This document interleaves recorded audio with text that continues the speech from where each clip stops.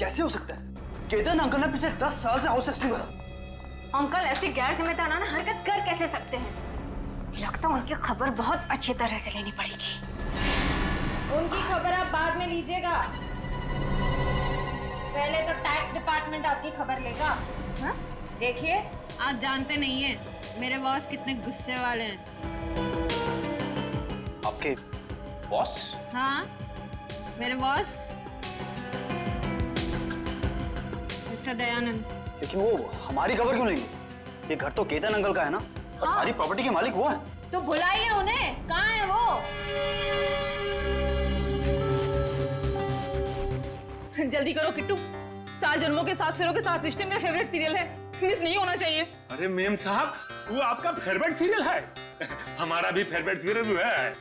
पिछला महीना जो गंगवा मरी थी ना, हमारी आंख से ऐसा आंसू गिरा मेम साहब। ये शोर कैसे है? हाँ? दिख नहीं रहा, टीवी खराब हो गया।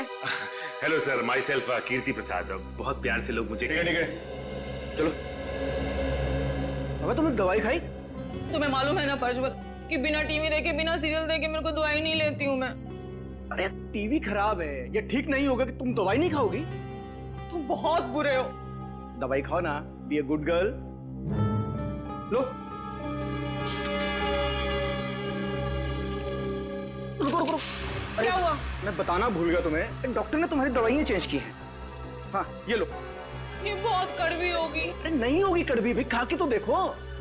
पहले ही डर जाती हो। नहीं ऐसा कुछ, खाओ ना। वेरी गुड, ये हुई ना बात। अरे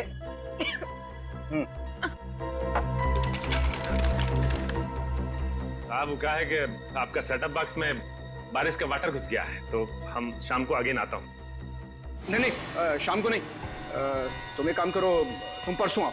तुम्हारा दिमाग खराब हो गया है प्रज्वल। हाँ, 3 दिन तक मैं बिना टीवी के कैसे रहूंगी?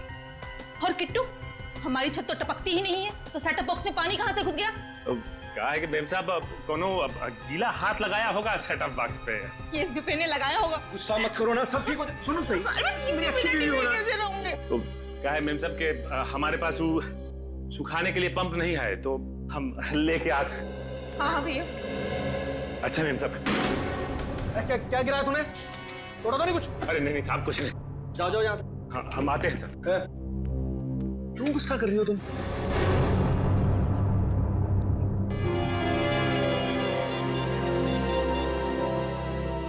हाँ सर, तो लगता है आज रात मालिका का पति कुछ ना कुछ करने वाला उसके साथ। नमस्ते, मेरा ही नाम केतन है और मैं अजय, इनका बिजनेस पार्टनर। केतन जी, मेरा नाम दयाश्री है।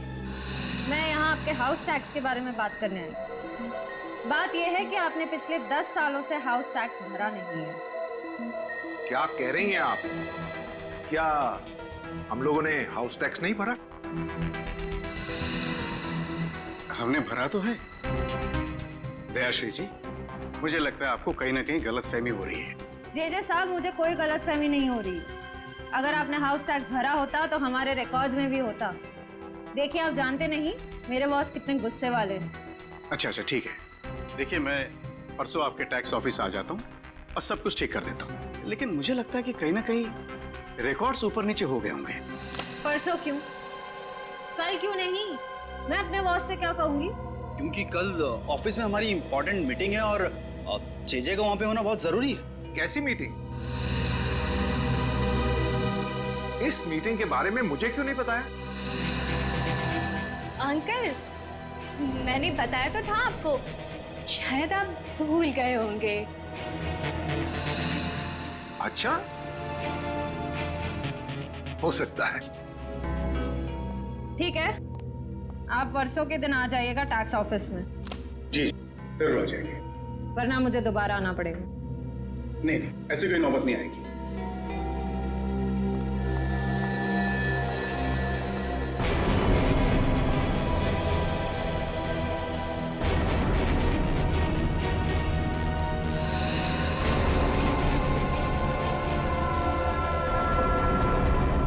आगे कैसे भागा?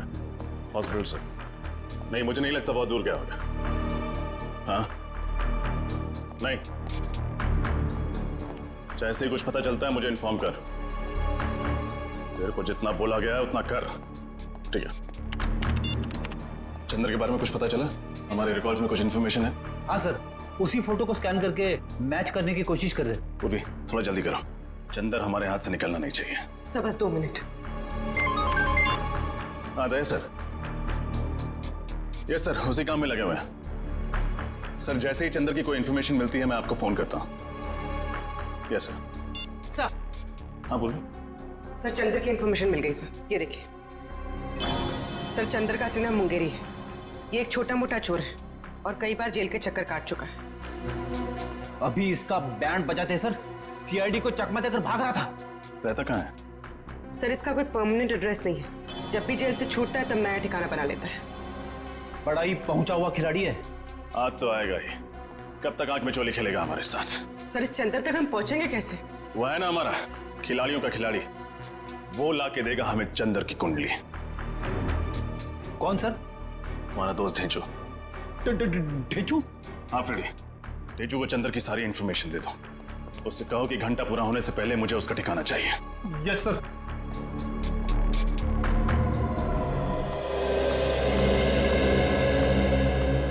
नमस्ते। जरा ये फोटोज देखना। इन तीनों में से कोई ठहरा हुआ था आपके होटल में पिछले कुछ दिनों में?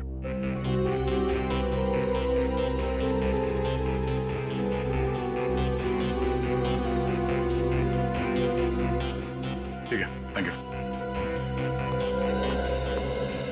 नहीं सर, ये तीनों तो नहीं आए थे, पर एक अजीब सा आदमी आया था जिसकी दाढ़ी थी और दिन में काला चश्मा पहन के रखा था और उसके पास में आईडी कार्ड भी नहीं था। आईडी प्रूफ नहीं था और आपने उससे होटल में ठहरने दिया?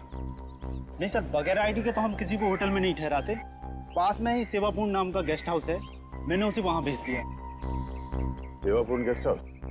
हाँ सर, ऐसा एक आदमी आया तो है यहाँ पर, 10 दिन से यहीं पर रुका है। अभी भी होटल में ही है? जी नहीं, अभी तो बाहर गया है, शाम तक ही लौटेगा। बिना आईडी के तुमने उसे 10 दिन यहाँ पे ठहरने दिया? हाँ, जानते हो ना ये गैर कानूनी है। सरकार के नियमों को तोड़ा है तुमने। गलती हो गई सर, आगे से किसी को भी बिना आधार के नहीं रुकने दूंगा। जरा ये फोटो देखो, इन दोनों में से कौन था वो? नहीं सर, इनमें से तो किसी के जैसा नहीं दिखता। उसकी तो दाढ़ी थी सर। दाढ़ी मुझ नकली भी हो सकती है, ध्यान से देखो और पहचानो कौन है वो। नहीं सर, दाढ़ी हटाने के बावजूद भी वो इनमें से किसी के जैसा नहीं दिखेगा। अच्छा, तुम्हारे होटल में सीसीटीवी कैमरा है जहाँ पे उसका चेहरा देख सकते हैं? नहीं सर, छोटा सा गेस्ट हाउस है, गलती से कभी कभार 1-2 लोग आ जाते हैं, वो सीसीटीवी कैमरा अफोर्ड नहीं कर सकते ना सर। उसके बारे में कुछ बता सकते हो? कब उठता है, कहाँ जाता है, कब लौटता था वो? नहीं सर, उसके आने जाने का तो कोई ठिकाना नहीं था।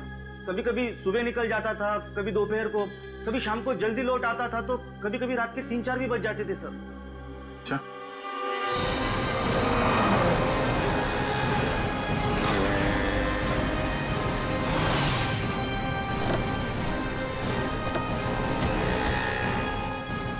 आपको पूरा यकीन है ये चंदर उर्फ मुंगेरी हमें इसी इलाके में मिलेगा? ढेंचू ने तुम यही बताया था और उसकी खबरें अक्सर सही होती। और वैसे भी चंदर अपना कर वाला काम निपटा चुका है। ये बात तो तय है कि हॉस्पिटल से भागकर वहां नहीं जाएगा।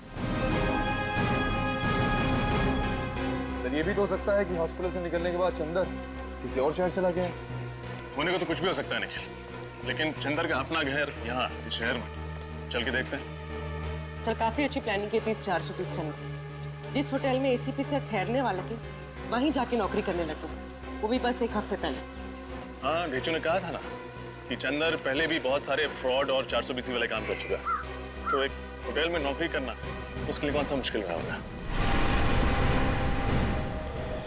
सुनिए, ये आदमी चंदर, इसका घर कहाँ है? सामने दुकान पे पूछ लीजिए। Thank you.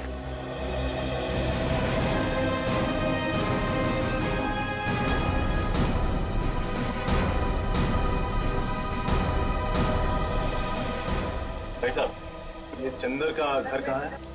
जी नहीं मालूम। मुंगेरी? आप मुंगेरी ढूंढ रहे हैं? हाँ, मुंगेरी और चंदर। मिले तो उससे कहिएगा कि मेरे पैसे लौटा दे। 6 महीने पहले उसने मुझसे 10,000 रुपये उधार लिए थे, कहा था 1 हफ्ते में लौटा दूंगा। अभी तक 10 रुपए नहीं लौटाए। हाँ बोल देंगे, लेकिन वो रहता कहाँ? वो सामने वाला घर है साहब, वो सामने वाला। Thank you. सर, केतन जी के पोते पोती सारिका और रोहित, उनका केतन जी के साथ बर्ताव बहुत ही बुरा था। जब मैंने केतन जी से कहा कि कल टैक्स ऑफिस में आ जाइए, तो रोहित और जेजे ने साफ बहाना बना दिया कि हमारी कोई मीटिंग है, हम परसों आएंगे। हर बात को घुमाने की कोशिश कर रहे थे। हाँ सर, और ये जो प्रज्वल मलिका को दवाइयाँ दे रहा है, उन दवाइयों के रिपोर्ट के मुताबिक इन दवाइयों में ट्रैंकुलाइजर है। अच्छा, और सर ये दवाइयाँ मेंटल पेशेंट्स को नहीं दी जाती। और तो और सर, उसने मुझे भी शाम को आने से मना कर दिया, जैसा केतन के घर पे हुआ था। मतलब हमारा शक सही निकला, यही वो लोग हैं जिनकी हमें तलाश थी। अब बस इस सेवापूर्ण गेस्ट हाउस से हमें कुछ पता चल जाए। सर, ये एक बहुत ही शातिर खिलाड़ी है, हमें बहकाने की कोशिश कर रहा है। हाँ, पर ये बात तो तय है कि जो फोन कॉल्स हमें आए थे वो सही थे। 3 लोगों के खून होने वाले हैं। कोई तो है जो हमें चुनौती दे रहा है। सर, एक बात अभी तक पता नहीं चली कि तीसरा आदमी कौन है जिसका खून होने वाला है। हमें इन तीनों जगहों पर नजर रखनी होगी। अगर हम सही दिशा में जा रहे हैं तो बहुत जल्द पता चल जाएगा कि तीसरा खून किसका होने वाला है।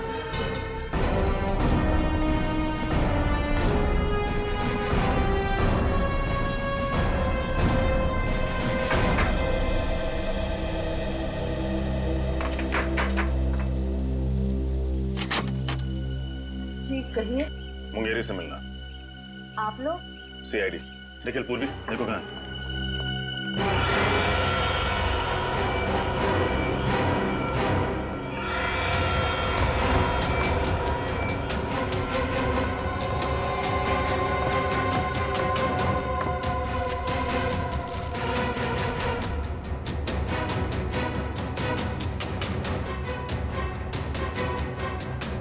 साहब, मुंगेरी घर पे नहीं है।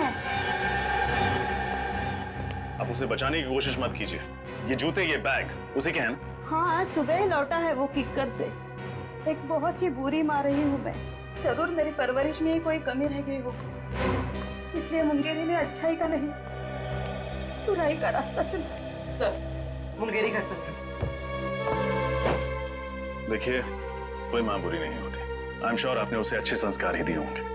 ये उसकी बदकिस्मती है कि जुर्म की दुनिया की चकाचौंध के सामने उसने अपना ज़मीर बेच दिया। इसीलिए आज तक मैंने कभी उसे बचाने की कोशिश नहीं की। 2 साल से तो वो जेल में ही था। अभी 2 हफ्ते पहले अचानक किसी ने उसकी जमानत करा दी।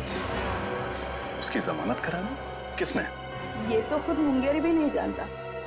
उसे नोटों से भरा एक लिफाफा मिला और साथ में एक चिट्ठी जिसमें लिखा था कि उसे किक्कर जाके कुछ तो काम निपटाना है। ओह, तो इस प्लान का मास्टरमाइंड कोई और ही है। उसे मुंगेरी की जरूरत है CID को गुमराह करने के लिए, और उसी ने उसकी जमानत करवाई। मुंगेरी इस वक्त कहाँ मिली? अभी तो वो बापू बाजार गया है। कह रहा था कि उसे किसी से पैसे लेने हैं। जरूर उस मुजरिम से ही पैसे लेने होंगे जिसने ये पूरा प्लान बनाया है। बापू बाजार।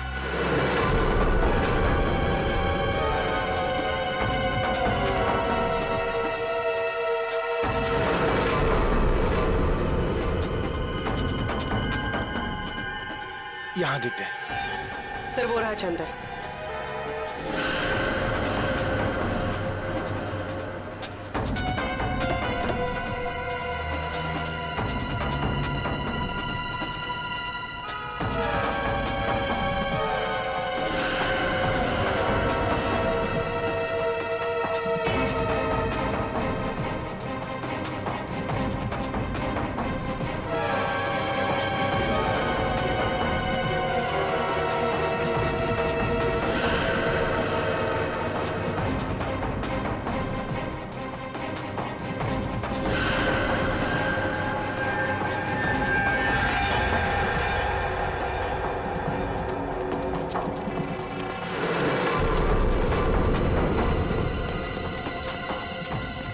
किधर गया यार?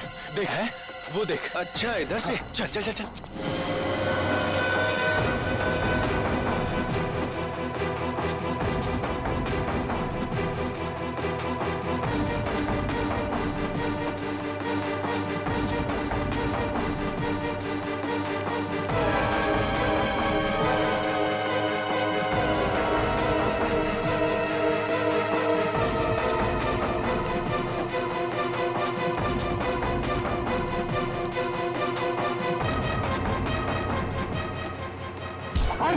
जल्दी भी क्या है मुंगेरी, हमसे 2 पल बात नहीं करोगे?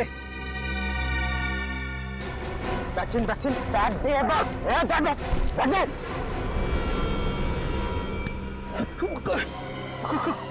कौन हो तुम लोग? हम आपके दिल में रहते हैं, किस्मत की धारा में सब बहते हैं। फोन पे मुझसे ही तो बात कर रहे थे तुम। अच्छा रघु, लेकिन बॉस ने तो कहा था कि हम दोनों नहीं मिलेंगे। अबे बॉस ने तो ये भी कहा था कि सीआईडी से सावधान रहना, समझे? हाँ, लेकिन सीआईडी को मुझ पर शक नहीं हुआ। बेवकूफ, सीआईडी तुम्हारे घर तक पहुंच गई है। तुम्हें जिंदा रखेंगे तो सीआईडी हमारे कान में खतरे की घंटी बजाएगी। खत्म आगे, समझा? समझा? अबे चल। लेकिन मैंने किया यार।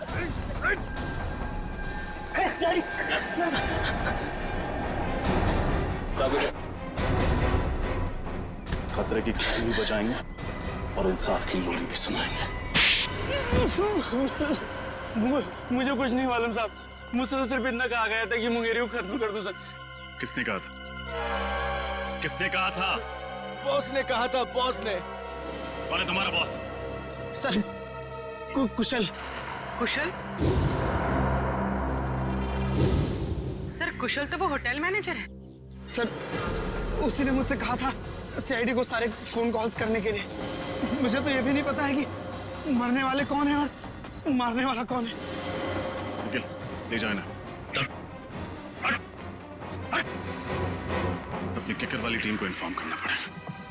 पता नहीं क्या चल रहा है इस कुशल की खोपड़ी में। ध्यान से देखो सीढ़ी। ये मुझे क्या हो रहा है? ये सर क्यों चकरा रहा है? हाँ? कौन सी गोली दी है? मलिका, लगता है वो दवाई ने ना साइड इफेक्ट कर दिया। हम डॉक्टर के पास ही जा रहे हैं। लगता है ये लोग मल्लिका का काम तमाम करने जा रहे हैं। गोदाम में आग लग गई। जीजे ने मुझे फोन करके बताया क्यों नहीं? कल आपको फोन करने की कोशिश की थी, आपका फोन बंद था। मैं अपना कभी फोन बंद नहीं रखता। अंकल प्लीज जल्दी चलिए, आखिर देखें तो सही कि नुकसान कितना बड़ा हुआ है। चलो।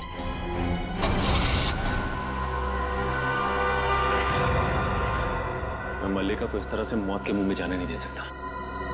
कुछ ना कुछ करना होगा उसके लिए।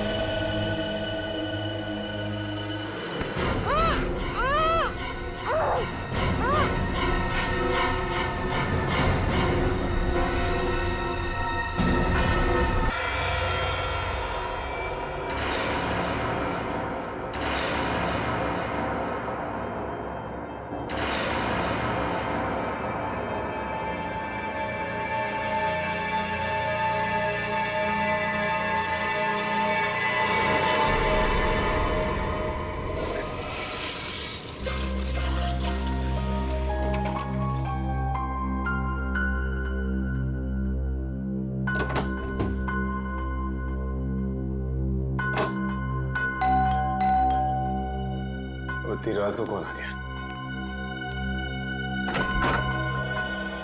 Hello sir. हेलो, कही क्या बात? सर आपने बुलाया? नहीं, मैंने तो आपको नहीं बुलाया। लेकिन सर फोन तो इसी रूम से आया है। मैंने तो कोई फोन नहीं किया। देखिए, आपको कोई गलतफहमी हो रही होगी। ओके सर, कोई बात नहीं, सॉरी सर। ठीक है।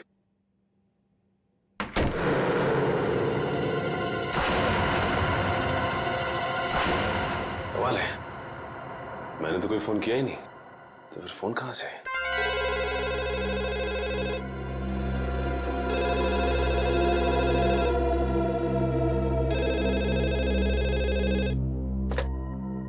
हेलो हेलो, आप सीआईडी ऑफिसर सचिन है ना? हाँ, मैं इंस्पेक्टर सचिन बोल रहा हूँ। बोलिए, क्या बात है? सर मेरी बात प्लीज गौर से सुनिएगा। एक खून होने वाला है सर। खून? किसका खून? एक आदमी अपनी मानसिक रूप से बीमार पत्नी की हत्या करने वाला है। सर सिर्फ आप ही जो उन्हें बचा सकते हैं। उस बंगलों में उन दोनों के सिवाय और कोई नहीं है। ये आदमी रहता कहाँ पे? Hello hello hello.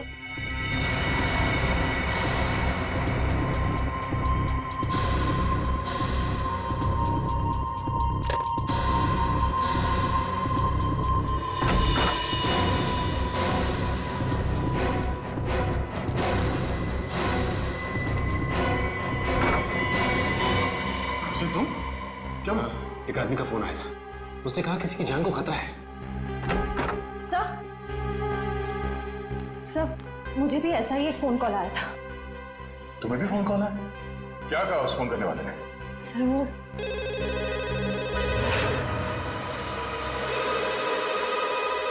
देर रात को कौन फोन कर रहा है?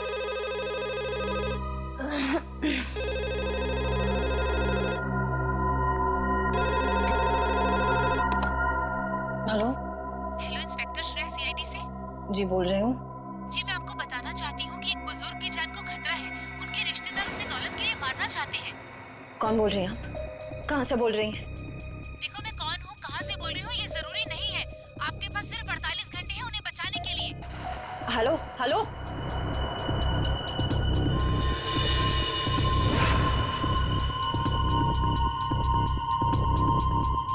बुजुर्ग आदमी? सर मुझे जिस आदमी ने फोन किया उसने ये बताया कि एक मानसिक रूप से बीमार पत्नी को उसका पति मारना चाहता है। फोन पे जिस आदमी से मेरी बात हुई उसने ये नहीं बताया कि कौन मरने वाला है। हाँ वो तो हो गया, सेमिनार ठीक ठाक गिरा। ठीक है, गुड नाइट। ओके।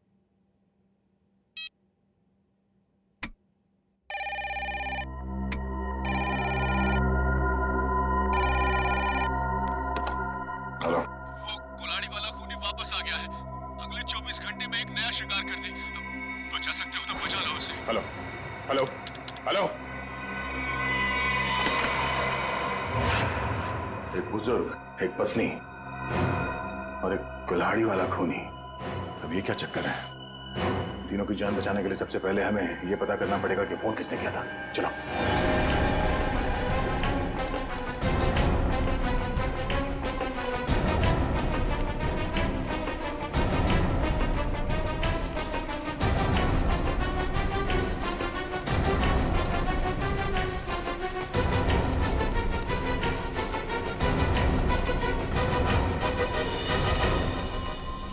रिसेप्शन तो खाली है, कोई नहीं यहाँ पे। फिर फोन किसने किया सर यहाँ से?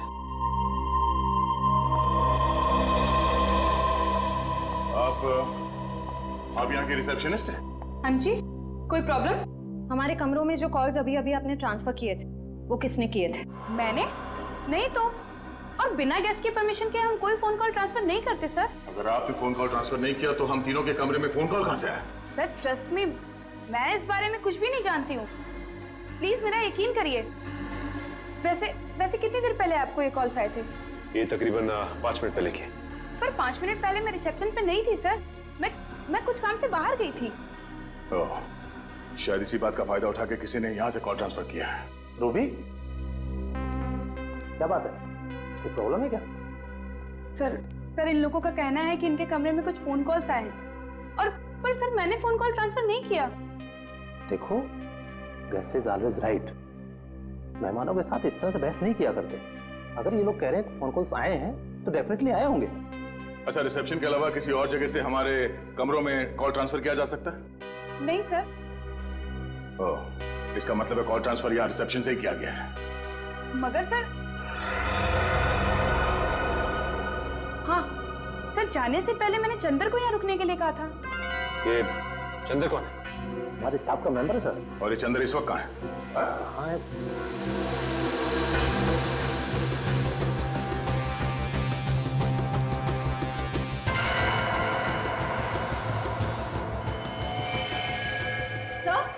हाँ, सर यहाँ कोई बेहोश पड़ा है।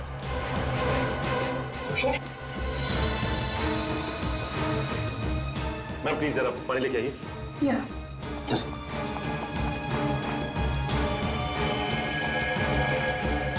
यही तो चंदर है सर।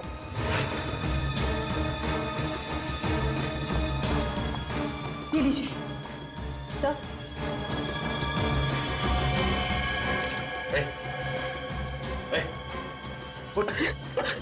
किसने किया? कैसे हुआ? सर मैं यहाँ पर बैठा था, किसी ने मेरे सर में बहुत जोर से मारा। कौन था वो? चेहरा देखा उसका? हाँ सर, वो एक औरत और एक आदमी। उसका स्केच बना सकते हो? हाँ सर हाँ। ठीक है।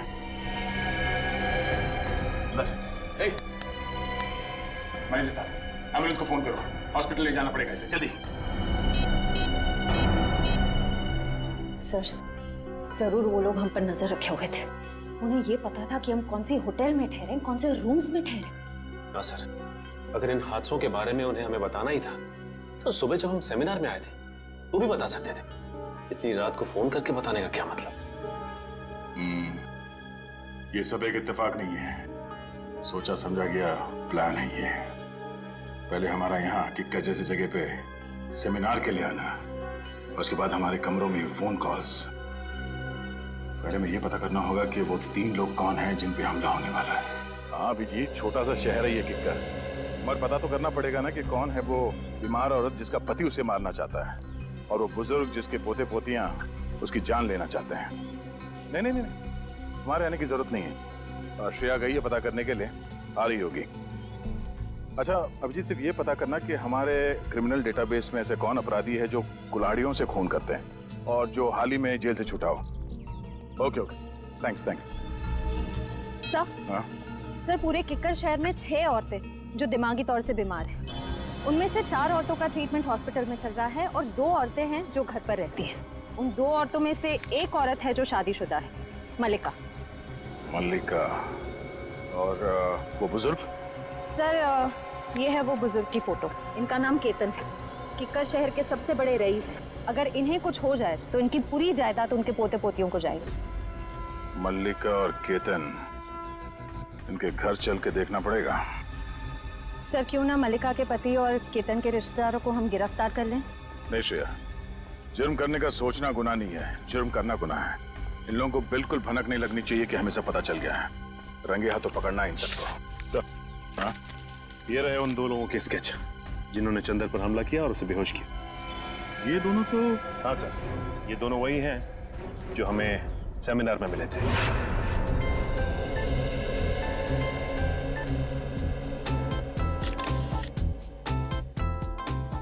पिछले 5 सालों में किक्कर में अपराध की घटनाएं कम हुई हैं, ये बात सुन के हमें बेहद खुशी हुई। और हम लोग यही उम्मीद करते हैं कि आने वाले सालों में किक्कर और भी सुरक्षित और शांतिप्रिय क्षेत्र बन जाएगा। सर ये जरूरी तो नहीं कि जो आंकड़े आपके पास हैं वही सही हों। ये भी तो हो सकता है कि जुर्म उतने ही हो रहे हों लेकिन लोग रिपोर्ट नहीं लिखवा रहे हैं। देखिए, अगर ऐसा है तो कानून के लिए बेहद शर्मनाक चीज है। जिस दिन लोगों के मन से कानून का विश्वास उठ जाएगा, उस दिन वो अपने साथ हो रहे अत्याचार हमारे पास आके बताना बंद कर देंगे, और उस दिन इस देश की डेमोक्रेसी, यहाँ का प्रजातंत्र पूरी तरह रह जाएगा। आप बिल्कुल ठीक कह रहे हैं सर। आम आदमी को सीआईडी और पुलिस पर पूरा भरोसा रखना चाहिए और उनसे खुद भी मदद लेने में बिल्कुल हिचकिचाना नहीं चाहिए।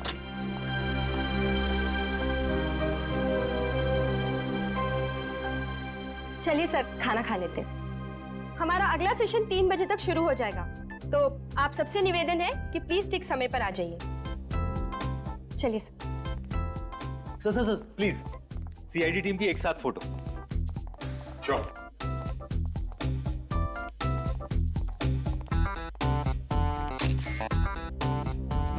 Thank you sir. इन दोनों के बारे में अभय और माया से पता करो और इन दोनों को उनके ऑफिस बुलाओ। ये सब बिल्कुल झूठ है सर। भला क्यों हम किसी पर हमला करेंगे? अगर आप लोगों ने कुछ नहीं किया तो फिर चंदर ने आप ही लोगों का स्केच क्यों बनवाया? अब हमें क्या पता सर, आप चंदर से ही पूछ लीजिए ना। चंदर से पूछ चुके हैं, इसीलिए तो आप तक पहुंचे। अब ये बताइए कि आप लोग क्या गैलेक्सी स्टार में अक्सर जाते थे? जी हाँ सर, जब भी हम किक्कर आते हैं होटल गैलेक्सी स्टार में ही ठहरते हैं, लेकिन कल रात हम वहां नहीं गए थे। अच्छा, जब भी किक्कर आते वही रुकते, पर कल रात नहीं रुके। कोई खास वजह? हाँ, क्योंकि हमारी भतीजी की किक्कर में शादी हुई है और उसके बहुत कहने पर उस रात हम उसके घर ठहर गए थे। आप चाहे तो उससे पूछ सकते हैं। पूछ भी लेंगे, और रिसेप्शन डेस्क पे लगे उंगलियों के निशान वो भी मैच करवा के देखेंगे। सर अगर आप चाहें तो हमारा लाइट डिटेक्टर टेस्ट भी करवा सकते हैं। जब हमने कुछ किया ही नहीं तो भला हम क्यों डरें? सर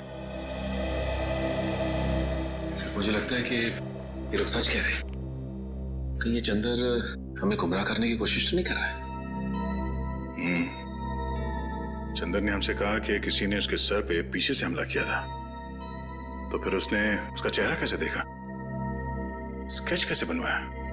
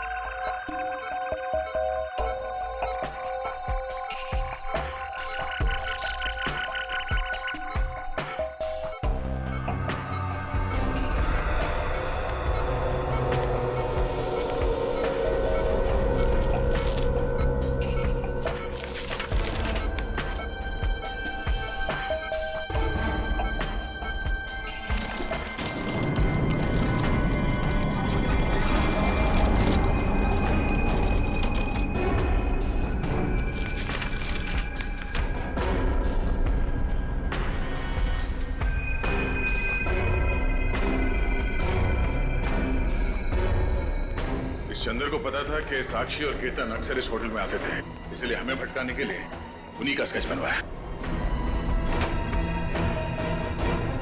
अरे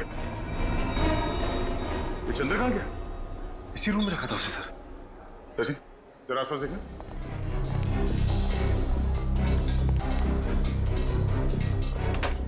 सिस्टर, इस कमरे में वो चंदर नाम का जो पेशेंट था कहाँ गया? सर वो तो अपने कमरे में ही था, किसी ने बाहर निकलते हुए तो देखा नहीं उसे। सर, हाँ सचिन। सर ये खिड़की तो बंद है, यहाँ से तो भागा नहीं, लेकिन ये कपड़े छोड़ गया। इसका मतलब है मरीज के कपड़े फेंक के भेष बदल के भागा वो यहाँ से। ये चंदर कोई पुराना पापी लगता है। जेलर साहब, आपकी नॉलेज में ऐसे जितने भी मुजरिम हैं जिन्होंने कभी ना कभी कुल्हाड़ी को अपना हथियार बनाया हो, जी हाँ, सबकी डिटेल्स चाहिए मुझे। Thank you very much. कुछ पता चला? हाँ सर, किक्कर इलाके के ऐसे 3 लोगों के क्रिमिनल रिकॉर्ड्स मिले जिन्होंने कभी ना कभी कुल्हाड़ी से कोई जुर्म किया हो। कौन कौन है वो? सर एक का नाम है कमला, 35 साल की औरत है। इसके सास ससुर इसे दहेज के लिए परेशान करते थे। एक दिन तंग आकर इसने उन पर कुल्हाड़ी से वार कर दिया। कौन सी जेल में? सर बिंजलपुर जेल में थी। पिछले हफ्ते वहां आग लगी और 6 कैदी फरार हो गए, उनमें से एक ये भी थी। और बाकी दोनों? सर एक का नाम है नरुआ और एक का नाम है जग्गा। नरुआ ने अपने मकान मालिक पर हमला किया था और जग्गा ने अपने सौतेले पिता पर। नरुआ के खिलाफ कोई सबूत नहीं थे तो अदालत ने उसे छोड़ दिया और जग्गा को मानसिक मरीज बताकर असाइलम भेज दिया गया। नरुआ, जग्गा और कमला रेडी? अपने खबरियों को बता दो, किक्कर इलाके में इन तीनों में से कोई भी दिखाई दे फौरन इन्फॉर्म करें हमें। Yes sir. हेलो, आ गया? ओह नो, चंदर ठीक है दया, उसके बारे में सारी इंफॉर्मेशन निकालते हैं हम लोग। भूपेन काम के वक्त पता नहीं कहाँ चल जाता है, फिर से सो गया। अरे भूपेन कहाँ है? जी मैम साहब। सो गया था क्या?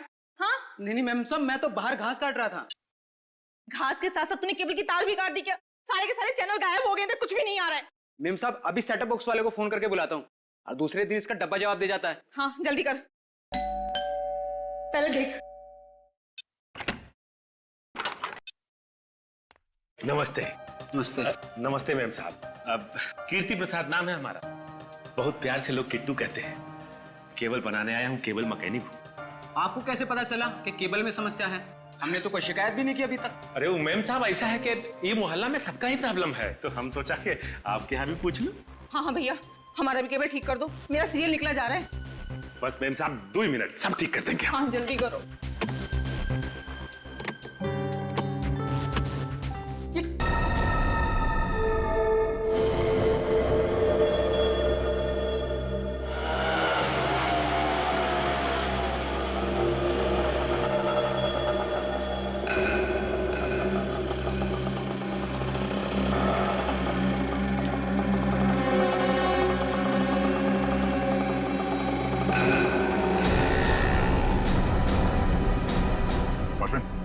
अभी जो आदमी रिक्शा से उतरा कहाँ गया वो?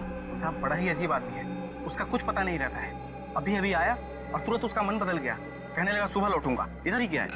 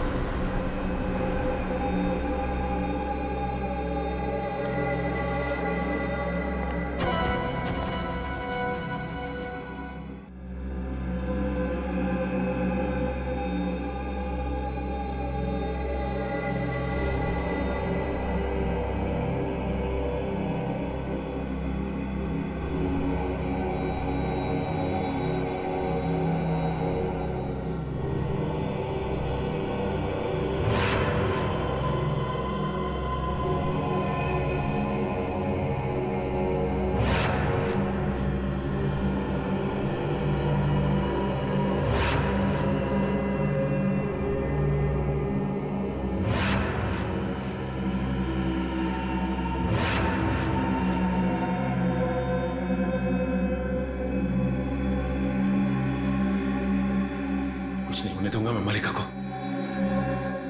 कुछ नहीं होगा उसे, कुछ नहीं।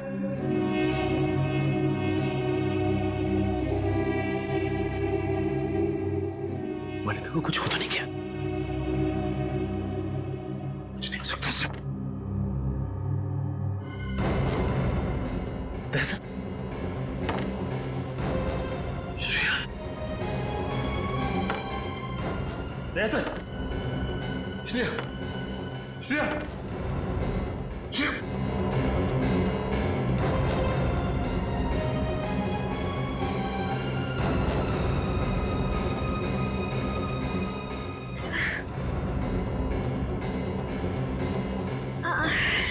मेरे सर में बहुत दर्द हो रहा है।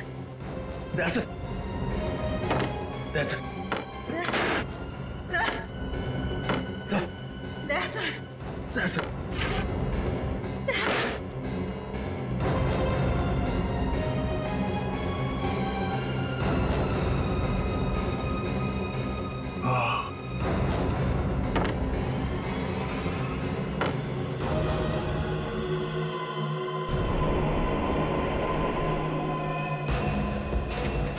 लाड़ी वाला खूनी।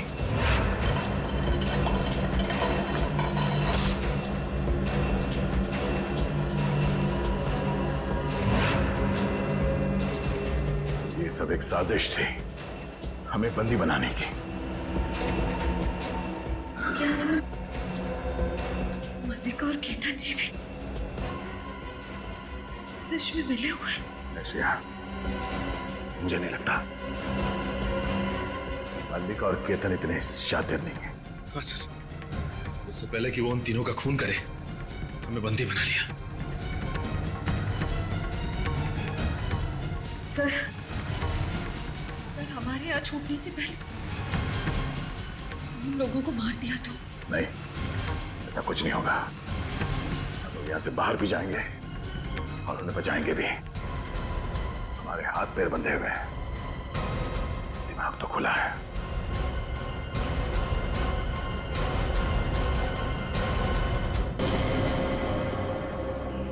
क्या सोचा था तुमने? हमारे 3 ऑफिसर्स को गायब कर दोगे और हम मक्खियां मारते रहेंगे? माफ कर दीजिए साहब, मुझे माफ कर दीजिए। मैंने ये सब पैसों के लालच में किया है साहब। किसने दिए पैसे? कौन? वो अभय और माया है साहब। अभय और माया?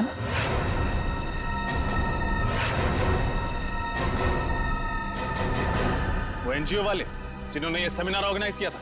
हाँ साहब, वही साहब। साहब, वो सेमिनार तो एक बहाना था साहब।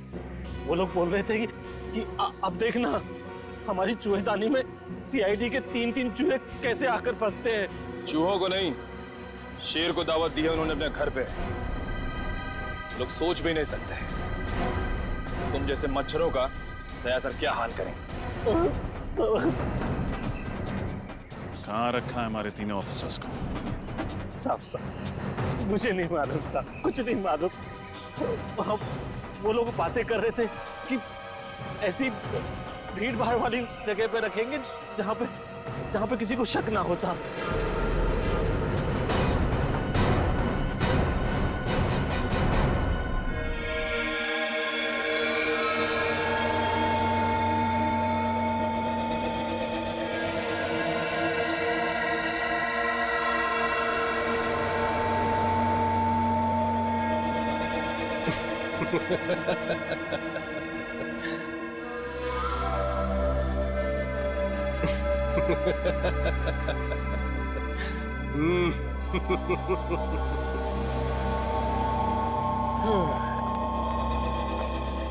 बॉस, अंदर आ जाए।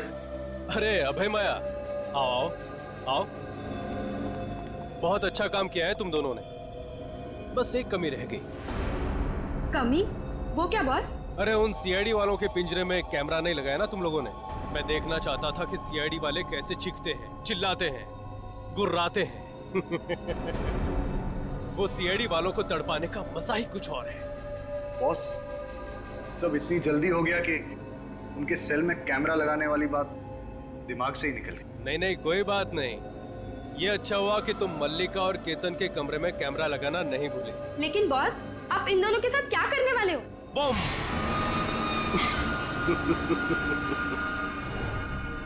मार दूंगा उन्हें। और सीआईडी वालों को भी। इन 3 बेगुनाह लोगों को ना बचाने के पछतावे में ये सीआईडी वाले खुद ब खुद मर जाएंगे। लेकिन बस मलिका और केतन के अलावा वो तीसरा कौन है जिसे आप मारने वाले हो? वो तीसरा ही तो है तुरुप का इक्का, जिसकी मौत से सीआईडी वालों के हौसलों की भी मौत हो जाएगी। तुम बस देखते जाओ। बॉस, हमारा काम तो हो गया है, तो क्या हम किक्कर छोड़ के जा सकते हैं? तुम दोनों कुछ दिनों के लिए अंडरग्राउंड हो जाओ। तुम दोनों के पैसे तुम्हारे बैंक अकाउंट में ट्रांसफर कर दिए गए हैं। Thank you boss. अब होगा सीआईडी का सर्वनाश।